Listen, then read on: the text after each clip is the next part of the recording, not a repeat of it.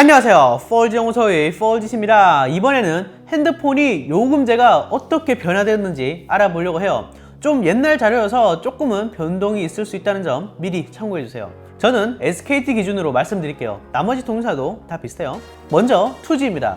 2G 시절 아시죠? 초기 폴더폰이 2G인데 사실 같은 폴더폰이라고 해도 유명한 햅틱, 롤리팝, 매직콜 이런 저도 매직콜 썼었는데 아무튼 이 정도의 폴더폰은 사실 3G 폰이라고 해요. 이게 좀 복잡하더라고요. 폴더폰이라고 다 2G인 것도 아니고 아이폰 1세대도 2G였고요. SKT랑 KT는 유심히 있으면 무조건 3G 폰이고 LG는 영상통화가 되면 3G 폰이라고 해요. 아무튼 2G 요금제를 찾아보려 했는데 좀 옛날이라서 쉽게 찾을 수가 없었어요. 그래서 표준 요금제를 가지고 왔는데 사실 2G로도 인터넷이 가능하거든요. 근데 요금이 어마어마했어요. 12,000원짜리 표준 요금제인데 0.5kb당 0.275원. 이게 어느 정도냐면 1MB당 만원인 거예요.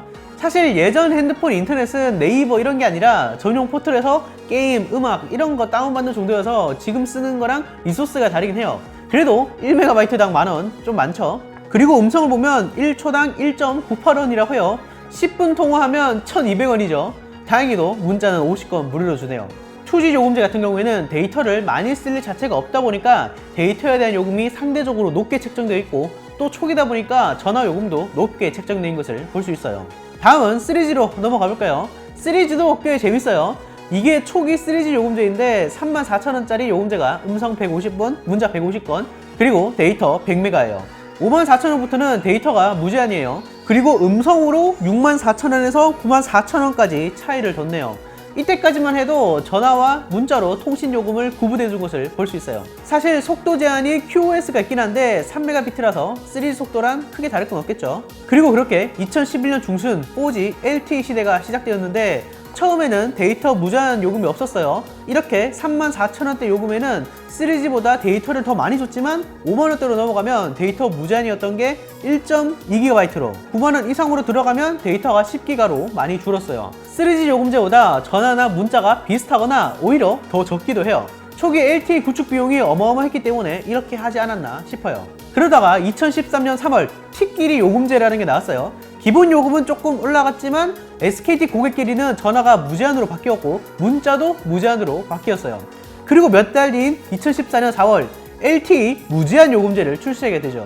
일반적인 음성통화, 문자 모두 무제한이고요. 데이터도 일정 용량을 쓰긴 하면 속도 제한이 걸리긴 하는데 느리긴 하지만 어쨌든 무제한으로는 쓸 수 있다는 거예요. 그리고 2015년 5월 아예 요금제를 재정비했어요. 모든 LTE 요금제에서 전화와 문자를 무제한으로 바꾸고 현재처럼 데이터로만 요금제의 등급을 구분하기 시작한 거예요. 이때부터 본격적인 부가 혜택 마케팅도 좀 더 강해졌어요. 59,000원대에는 데이터 무제한을 제공하는데 일정 용량을 다 쓰면 마찬가지로 3Mb로 속도 제한이 걸리는 방식이에요. 그리고 2019년 현재의 5G가 출시되었죠. 당연히 전화, 문자는 이제 무제한으로 깔고 가고요. 55,000원인 슬림 요금제는 데이터 8GB를 다 쓰면 1Mb의 속도, 스탠다드 요금제는 150GB를 다 쓰면 5Mb의 속도로 무제한이 가능해요. 그리고 이게 진짜 가장 큰 변화인데 현재 프로모션 중인 프라임 이상 요금제부터는 완전 무제한이에요. 그러니까 얼마 이상의 용량을 썼다고 해서 데이터 속도가 줄어드는 게 아니라 계속 같은 품질이 무제한의 인터넷 속도를 제공하는 거죠. 그 어떤 제한도 없는 진정한 의미의 무제한이 드디어 등장한 거예요. 물론 헤비 유저는 제한을 좀 좋아하겠죠. 그리고 TV 다시 보기 서비스인 쿡이나 음악 스트리밍 서비스인 플로도 부가 서비스로 제공해요. 정리를 한번 해볼게요. 2G의 경우 전화, 문자, 데이터 모두 비쌌어요. 특히 데이터가 어마어마하게 비쌌습니다.